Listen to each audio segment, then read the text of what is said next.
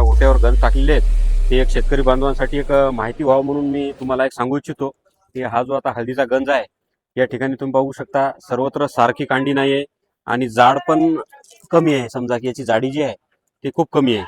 तर यावर्षी सध्या जे चालू हळद आहे तर इतर शेतकरी बांधवांना मला हे सांगायचं आहे की बुवा हळदीच्या कांडीची साईज ही जाड येण्यासाठी शेतकरी बांधव जे चुका करतात की जवळपास 90, 95, 98% म्हणलं तरी चालते की 98% शेतकऱ्याची हळदीची कांडीची साईज आहे ती एकदम लहान असते, त्याच्यामुळेच आवरेज कमी होतो.